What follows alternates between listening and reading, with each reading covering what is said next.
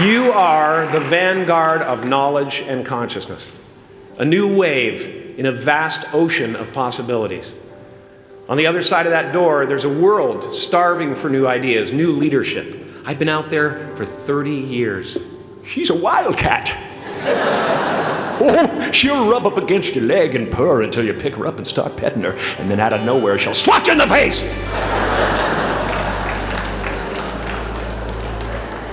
It can be rough out there, but that's okay, because there's soft serve ice cream with sprinkles. I guess that's what I'm really trying to say here today. Sometimes it's okay to eat your feelings.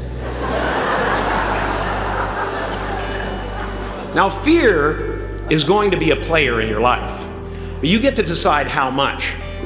You can spend your whole life imagining ghosts, worrying about the pathway to the future, but all there will ever be is what's happening here, and the decisions we make in this moment, which are based in either love or fear.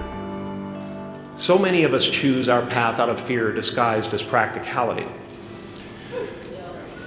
What we really want seems impossibly out of reach and ridiculous to expect, so we never dare to ask the universe for it. I'm saying I'm the proof that you can ask the universe for it. Please.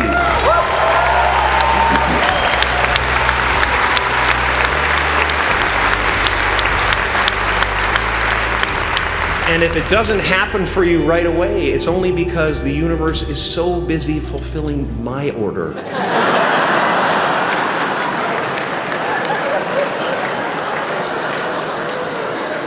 Party size! My father could have been a great comedian, but he didn't believe that that was possible for him. And so he made a conservative choice. Instead, he got a safe job as an accountant. And when I was 12 years old, he was let go from that safe job. And our family had to do whatever we could to survive. I learned many great lessons from my father, not the least of which was that you can fail at what you don't want. So you might as well take a chance on doing what you love.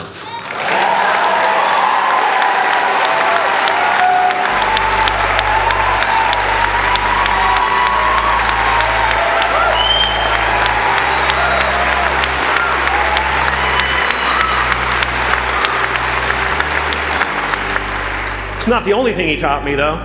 You know, I watched the effect of my father's love and humor and how it altered the world around me. And I thought, that's something to do. That's something worth my time. It wasn't long before I started acting up. You know, people would come over to the house and they'd be greeted by a 7-year-old throwing himself down a large flight of stairs. They would say, "What happened?"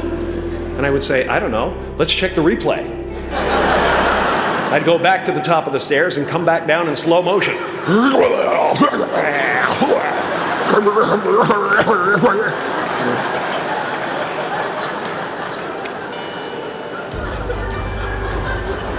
It was a very strange household. My father used to brag that I wasn't a ham, I was the whole pig. And he treated my talent as if it was his second chance. When I was about 28, after a decade as a professional comedian, I realized one night in LA that the purpose of my life had always been to free people from concern, just like my dad. And when I realized this, I dubbed my new devotion the Church of Freedom from Concern. The Church of FFC.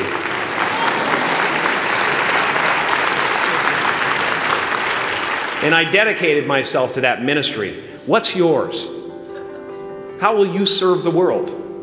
What do they need that your talent can provide? That's all you have to figure out. As someone who's done what you're about to go and do, I can tell you from experience, the effect you have on others is the most valuable currency there is.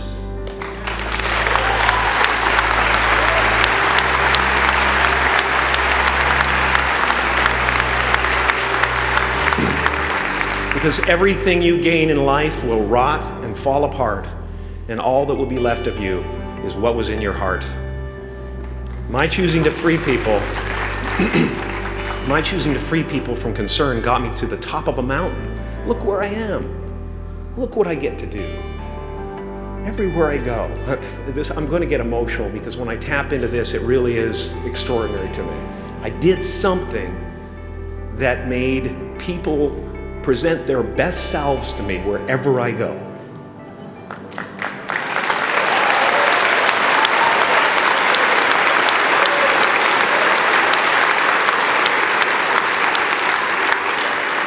I am at the top of the mountain, and I was, and the only one I hadn't freed was myself, and that's when my search for identity deepened. I wondered who I'd be without my fame. Who would I be if I said things that people didn't want to hear? Or if I defied their expectations of me?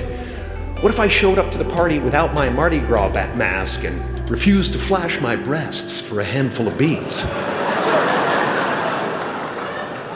I'll give you a moment to wipe that image out of your mind.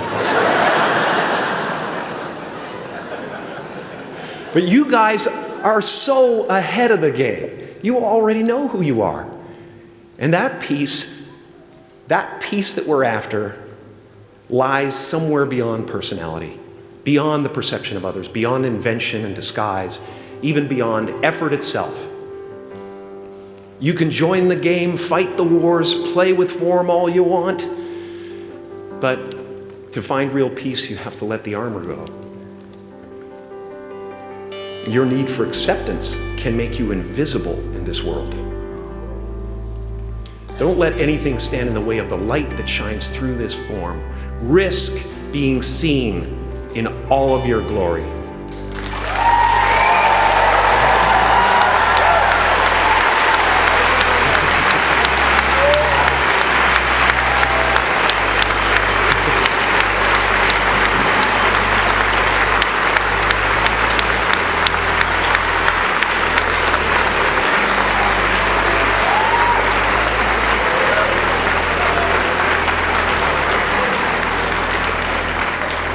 It's not big enough. This painting is big for a reason. It's called high visibility. It's about picking up the light and daring to be seen. Here's the tricky part. Everyone is attracted to the light. The party host up at the top, who thinks unconsciousness is bliss and is always offering to drink from the bottles that empty you. Misery below her. Despises the light, can't stand when you're doing well, wishes you nothing but the worst. The Queen of Diamonds, under him, needs a king to build her house of cards. And the hollow one down bottom there will cling to your leg and say, please don't leave me behind, for I have abandoned myself. Even those who are closest to you and most in love with you, the people you love most in the world, will find clarity confronting at times. This painting took me thousands of hours to complete. And when I was finished, thank you, thousands of hours, yes. I'll never get them back. I'll never get them back. I worked on this for so long. I was weeks and weeks like a madman alone on the scaffolding. And when I was finished, one of my friends said, this would be a cool blacklight painting. So I started over.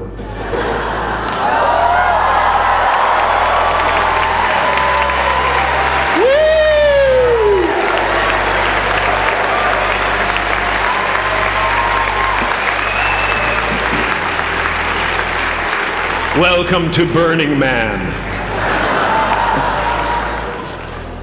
Some pretty crazy characters up there, but better up there than in here. You know, painting is one of the ways, thank you. Painting is one of the ways I free myself from concern, a way to stop the world through total mental, spiritual, and physical involvement. But even with that comes a feeling of divine dissatisfaction, because ultimately, we're not the avatars we create. We're not the pictures on the film stock. We are the light that shines through. All else is just smoke and mirrors, distracting, but not truly compelling. I've often said that I wished people could realize all their dreams and wealth and fame and so that they could see that it's not where you're going to find your sense of completion. Like many of you, I was concerned about going out into the world and doing something bigger than myself, until someone smarter than myself made me realize that there is nothing bigger than myself.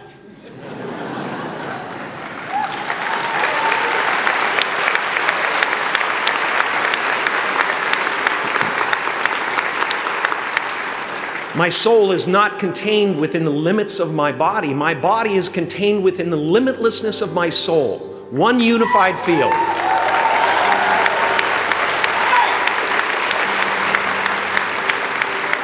One unified field of nothing, dancing for no particular reason, except maybe to comfort and entertain itself.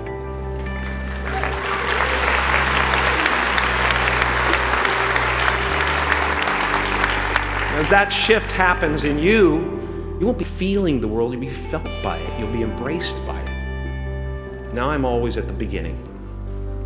I have a reset button, and I ride that button constantly.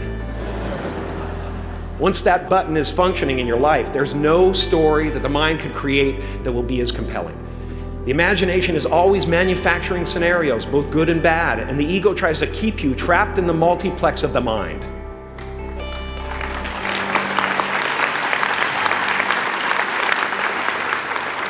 Our eyes are not viewers, they're also projectors that are running a second story over the picture that we see in front of us all the time. Fear is writing that script, and the working title is, I'll Never Be Enough.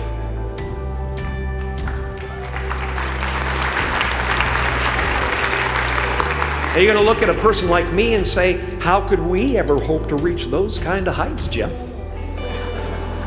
How can we make a painting that's too big for our home?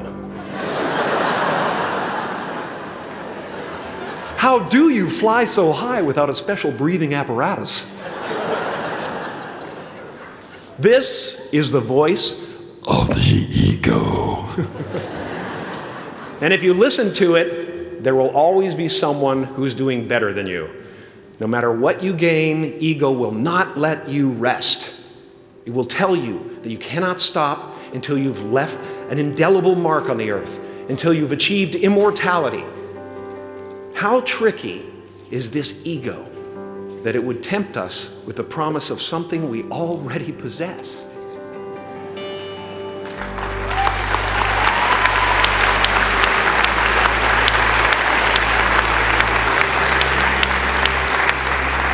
So, I just want you to relax. You know, that's my job. Relax and dream up a good life. I had a substitute teacher from Ireland in the 2nd grade that told my class during morning prayer that when she wants something, anything at all, she prays for it and promises something in return, and she always gets what she wants. Well, I'm sitting at the back of the classroom, you know, thinking, wow, my family can't afford a bike, you know. So I went home and I prayed for one. And I promised I would recite the rosary every night in exchange. Broke that promise. But 2 weeks later, I got home from school to find a brand new Mustang bike with a banana seat and Easy Rider handlebars. Yeah. From fool to cool. My family informed me that I had won the bike in a raffle that a friend of mine had entered my name in without my knowledge whatsoever. So that type of thing has been happening to me ever since. As far as I can tell, it's just about letting the universe know what you want and working toward it while letting go of how it comes to pass.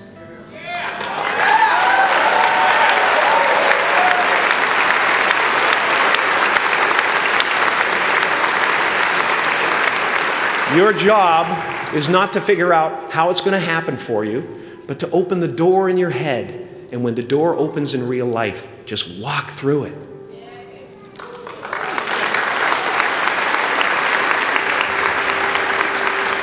And don't worry if you miss your cue, because there's always doors opening. They keep opening. And when I say life doesn't happen to you, it happens for you, I really don't know if that's true. I'm just making a conscious choice to perceive challenges as something beneficial so that I can deal with them in the most productive way. You'll come up with your own style. That's part of the fun. Oh, and why not take a chance on faith as well?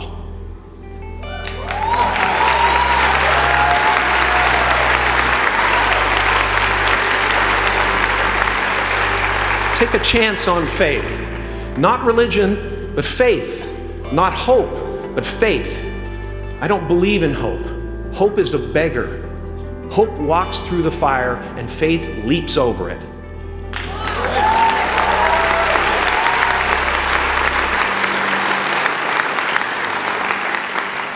You are ready and able to do beautiful things in this world. And after you walk through those doors today, you will only ever have two choices: love or fear. Choose love, and don't ever let fear turn you against your playful heart. Thank you so much. Thank you, Gav.